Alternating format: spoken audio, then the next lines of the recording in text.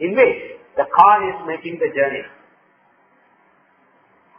and the camera is following the car. As the car enters the tunnel, the noise level of the disturbing sounds increase. இது சாதாரண பயணம் இல்லை என்பதை உருவக ரீதியில் குறியிட்டு காட்டுவதற்காக உளவியல் ரீதியாக இந்த படத்தை ஆய்வுக்கு எடுத்துக் கொள்பவர்கள் முதலில் எடுத்துக்கொள்ளும் விஷயம் இந்த டனல் காட்சியை. இந்த டனல் எதற்காக?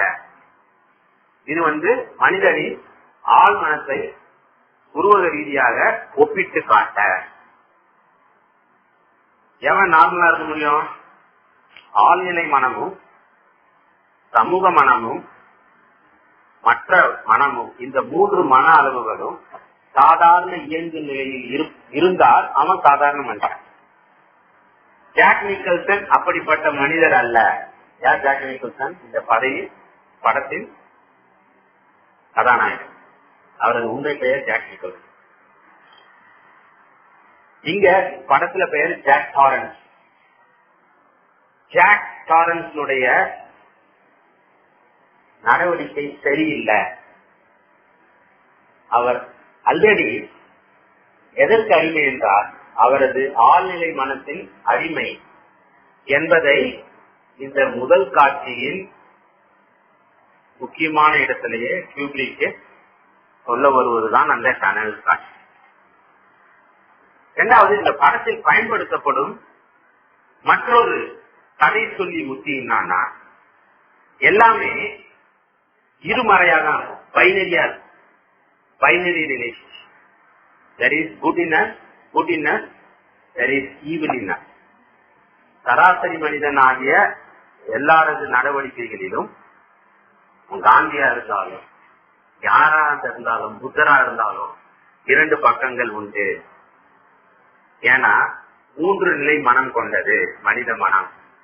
ஒரு மனம் என்பது ஆழ்நிலை மனம், நனவெளி மனம்னு தமிழ்ல சொல்றாங்க, அன்கான்சியஸ். இது ரொம்ப சிக்கலான மனம். எல்லா கெட்ட விஷயங்களுக்கும் சொந்தக்காரன் இந்த ஆழ்நிலை மனம் தான்.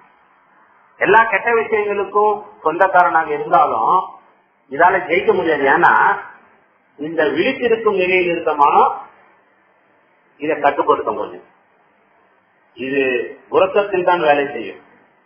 நல்ல வேலையா? இது விழித்திருக்கும் நிலையில் வேலை செய்யும் விஷயமாக இருந்தா உலகம் ஆரம்பிச்ச முதல் நிலை போயிட்டு இருக்கும். புரியுதா? சோ இதுக்கு 2த்துக்கும் ஒரு பெர்ஃபெக்ட் பேலன்ஸ் இருக்கிற ஒரு மனுஷன் சராசரி மனுஷன். இதுக்கு 2த்துக்கும் பேலன்ஸ் இல்லைன்னா அவன் சராசரி மனுஷனா இருக்க முடியாது என்பது சிக்மண்ட் ஃப்ராய்டினுடைய உளவியல் கோட்பாடு. சோ உளவியல் கோட்பாடு ரீதியாக இந்த படத்தை நாம் ஆய்வுக்கு எடுத்துக்கொள்ளலாம். ஒரு படத்தை பார்க்கும் பொழுது அந்த படத்தின் பிரதிகள் எந்த தன்மை வாய்ந்தவை என்பதை பல்வேறு நிலைகளில் நாம் ஆய்வு செய்யலாம் என்பதற்கு உதாரணம் உளவியல் பகுப்பாய்வு மூலம் இந்த படத்தை ஆய்வு செய்யலாம். அப்படி செய்யும் பொழுது இந்த டனல் காட்சி ஒரு முக்கியமான பங்கு வகிக்கிறது. மறுபடியும் பாருங்க, நான் சொல்றேன், எங்க இந்த பயணம் ஆரம்பிக்குது, எப்படி ஆரம்பிக்குது, எந்த பார்வை நமது பார்வையை கட்டுப்படுத்துகிறது, இந்த பார்வையின் அரசியல் என்ன? இந்த பார்வையின் அரசியல் ரொம்ப முக்கியம் படத்துல. இந்த பார்வையின் அரசியல் எவ்வாறு கடைசி வரை தக்க வைக்கப்படுகிறது? இன்னும் கொஞ்சம் முன்னால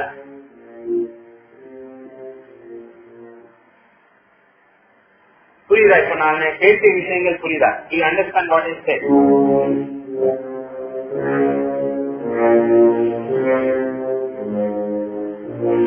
இது அரிஸ்டாட்டில், இது சமநிலை பார்வை.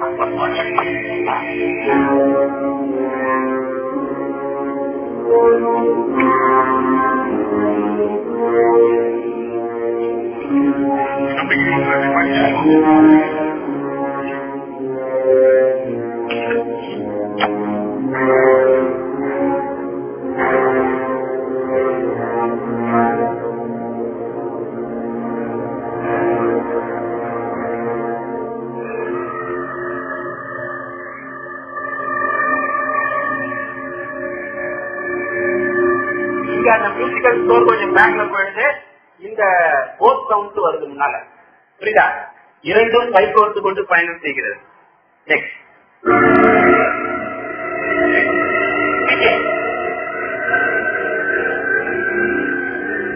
பின்னாளில் இதே சத்தங்களை எங்க கேட்கிறோம்னா ஓவருக்கு போட்டலுக்குள்ள கேட்கிறோம்.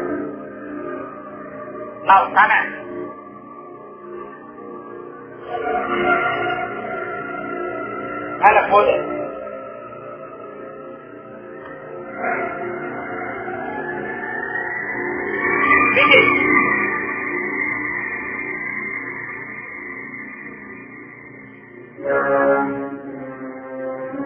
Now the musical score comes to the end.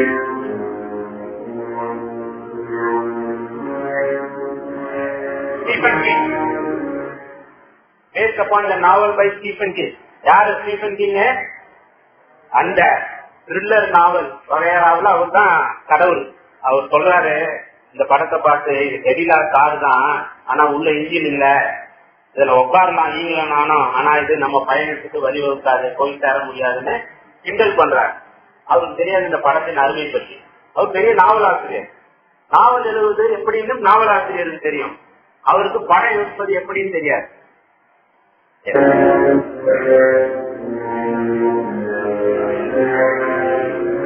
இப்ப தனியா கார் போயிட்டு அதர் வெஹிக்கிள்.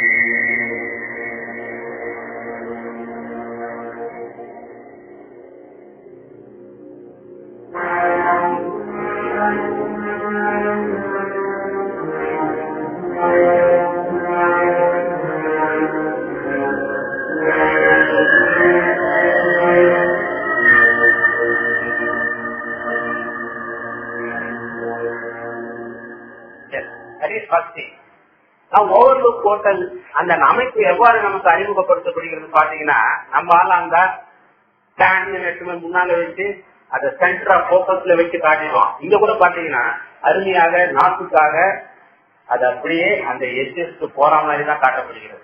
அதற்கு எந்த விதமான முக்கியத்துவமும் நமக்கு தெரிவிக்கப்படவில்லை. இது அந்த பயணத்தின் முதல் அளவில் முடிவுறும் ஒரு நிலை. ஒரு சாதாரண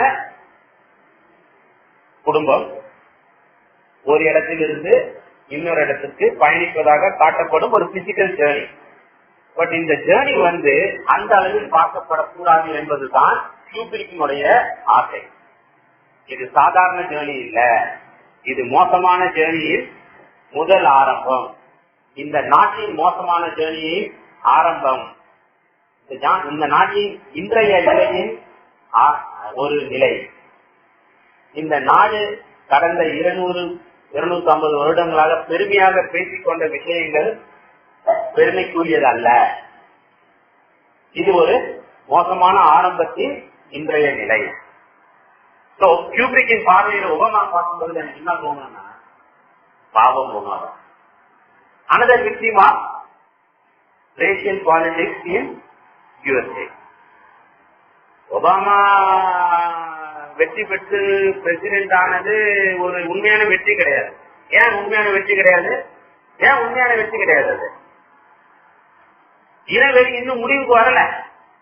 முடிவுக்கு ஒரு கருப்பர் ஜனாதிபதியான அது உண்மையான வெற்றி. அந்த கசப்பான வரலாற்றை அந்த நாட்டு மக்கள் மறந்துட்டாங்க. That nation has emerged as a new nation, entirely new nation சொல்லலாம். பட் அந்த ரத்தம் தேய்ந்த வரலாற்றில் இன்னொரு பயணம் தான் ஒபாமா மேற்கொள்ளும் பயணம். முடிவுக்கு வரல என்பது கியூபிரிக்கினுடைய பார்வையில் பார்த்தவர்களுக்கு தெரியும். எப்படிப்பட்ட ரத்தம் தேய்ந்த வரலாறு? உங்க நாட்டு சுதந்திரமும் ரத்தம் தேய்ந்த வரலாற்றில் உருவான சுதந்திரம் தான். பெருமையா பேசிக்கலாம், நம்ம நாட்டுல காந்தி வந்தாரு, சண்டை போடாம ரத்தம் சிந்தாம சுதந்திரம் வாங்கி கொடுத்தாரு. உண்மையாலே one of the bloodiest partitions in world